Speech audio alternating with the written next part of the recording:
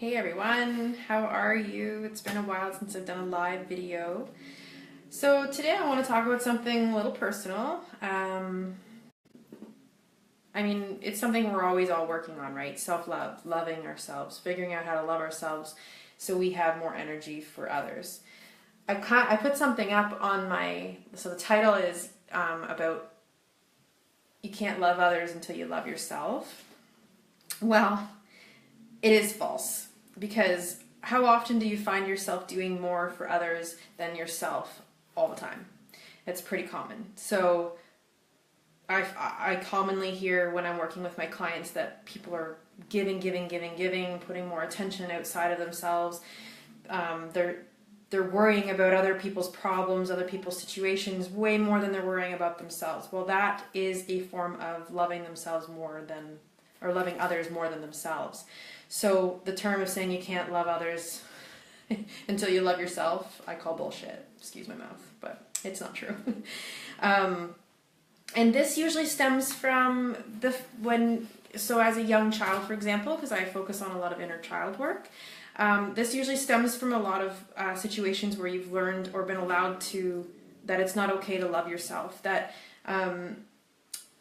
it's bad to love yourself. It's selfish to love yourself. That's usually where this stems from. So where I do the work in this inner child, and this is where my realization was, because I'm an advocate of promoting self-love, self-care to my clients all the time. But I was reading an email this morning on something around this, and it hit me that I was like, well, holy shit.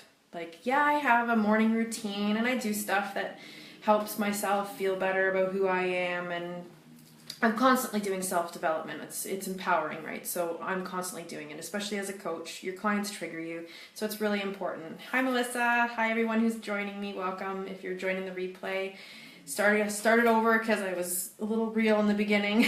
I'm going to continue throughout this video. But yeah, clients trigger other clients. Clients trigger coaches, and it's our job as a coach to make sure we're always doing our work and that we're always up-leveling ourselves, because we don't want to bring our stuff into our sessions.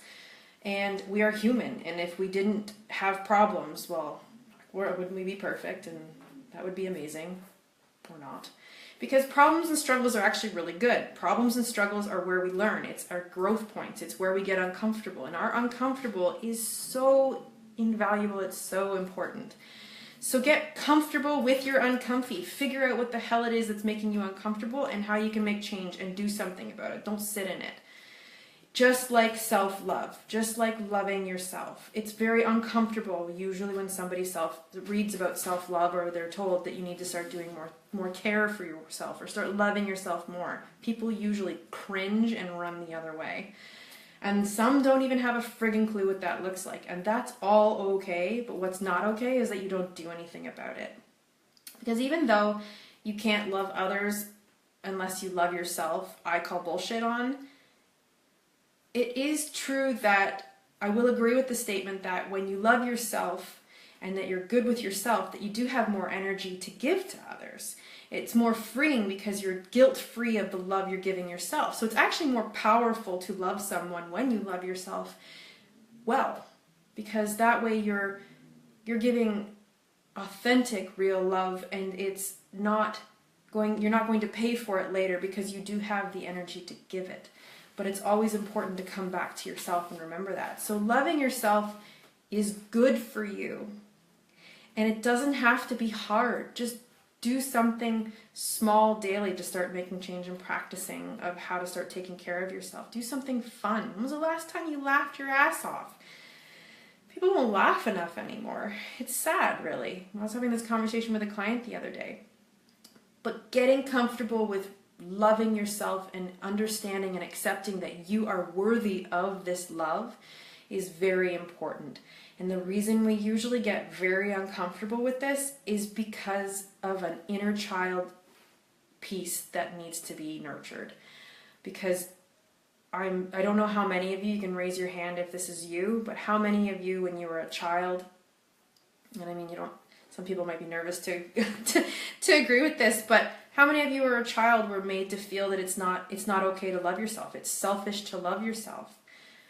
Maybe give me a thumbs up if that's something that you're comfortable doing. I'd love to hear from that. Like it's empowering to be able to be real and accept, like recognize and acknowledge that pain point.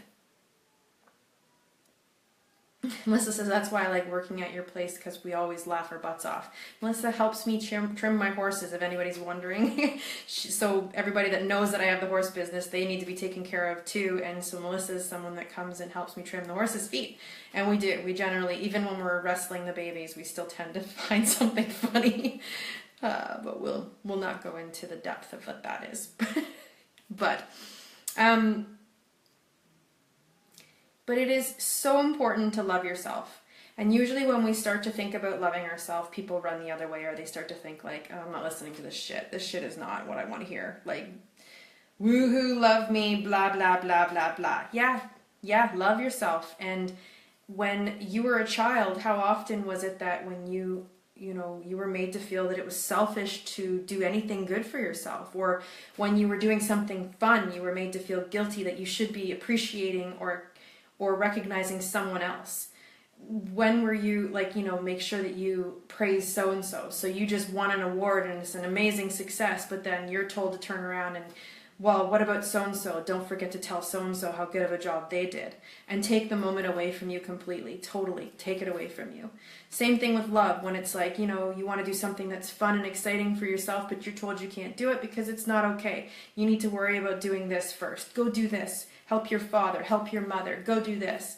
I'm talking about when you were a child and you were made to feel like it's not okay to feel happy, it's not okay to feel safe, it's not okay to, like, scenarios, experiences, situations that have led to make you feel this way.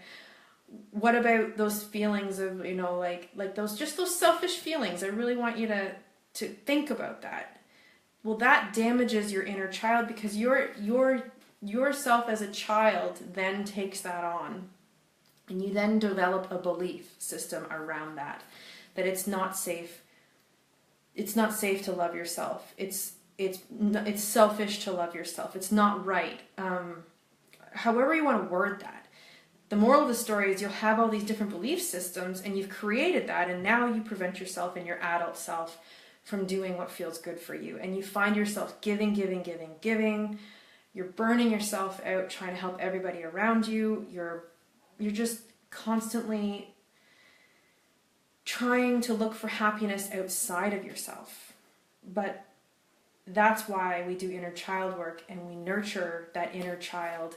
And people might think it's friggin' crazy, but here's the true story, is that until I started doing that years ago, when I started my journey of finding who I was and healing myself, I had a belief system that it wasn't safe to love myself, and that it was selfish, and that even though I was good at something, somebody else was always better than me, and so who cares about how good I am at something? And it's a very, very sad way to live. And until I did the inner child work, I didn't realize how much that was showing up in my adult life, because I had a belief system that I couldn't have things. I couldn't have good things. I couldn't have expensive things. I couldn't have happiness in general. And now I have two businesses, a coaching practice and an equine business, that are both, I'm very proud of, both of. And they make me money. And I bill clients, and I feel comfortable billing my clients because it's a service I provide in either company. And I earn my time because I do a good job. And I'm able to say those things now, where before, if I had said those things, I'd be feeling shameful and guilty for what I'm saying, because to me it's wrong. Back then it was wrong to talk about yourself. It's not okay to be proud of yourself. And that's horrible. And inner child work is when we go back and we nurture that inner child, and we release the attachment to the emotions of what that child suffered from. And when you do that, it gives you a sense of freedom as your adult self, that it no longer is a problem, and it's no longer a belief system in your adult life. And it's very, very powerful. And it's very, very well recommended, because then you can love yourself because it's good for you. And then you can actually truly enjoy a morning ritual without feeling guilty for taking 5-10 minutes for yourself. Or you can, enjoy doing something for yourself, like a pedicure or a manicure, or going for a horseback ride, or running your own little company on the side of whatever else you're doing in your life, of taking 5 minutes of being a mom, from being a mom. Like, they're, without feeling guilty for it or shameful for it, right? Because it's just so important. Self-love is so important, and so many people run when they hear that, because let's be real, when you hear about self-love, the first thing you're thinking is, I don't have time, or whatever. Sometimes you don't even have a thought and you just run because you think it's some like, oh, I don't have time for that. Well, you need to make time for your self-love. There's no ifs, ands, or buts, because loving yourself is good for you. It's healthy for you, and you are worthy of love. Why do you think it's any different?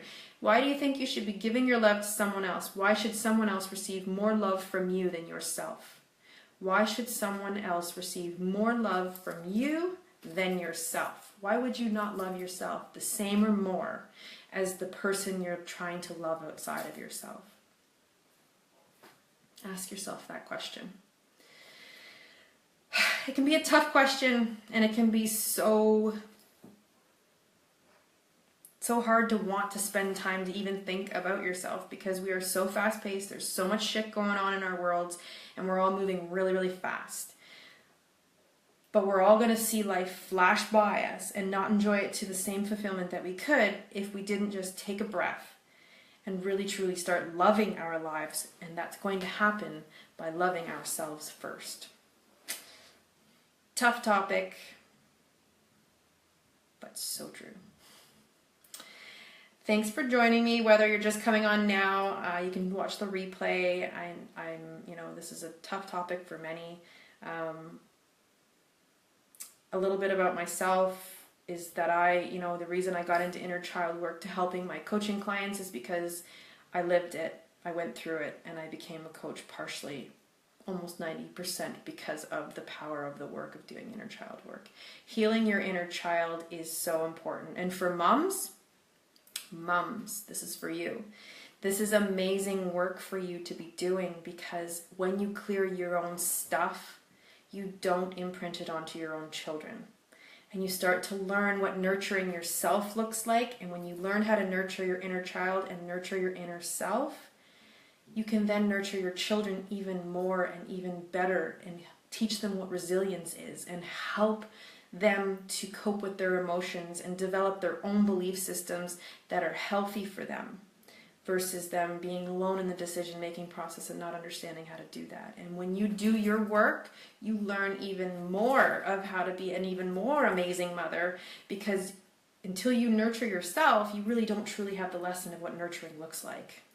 And that's really tough to say, but it is so true. And when you're nurturing yourself, you're nurturing your inner child, and by paying attention to that, you're essentially learning how to nurture your own child outside of yourself even more, because you're good inside. When you're good inside, everything else will meet where you're at. Yep. Tough topic. I hope everyone enjoys it in some way. I realize that it's something that not a lot of people will want to share comments on. If you feel that you are okay to share a comment, I'd love to hear what your thoughts were on this video. Share it with somebody who you feel may need to hear this message today, or tomorrow, or whenever. If you're catching the replay, thank you for watching, and I hope everybody has a wonderful day. It's chilly here in Ontario. I'm not ready to say goodbye to summer, and I hope that we still have a blast of heat coming, but it's chilly today. Anyways, love yourself, because it's good for you, and I'm so happy that you watched this video. Thanks for joining me, and we'll talk soon.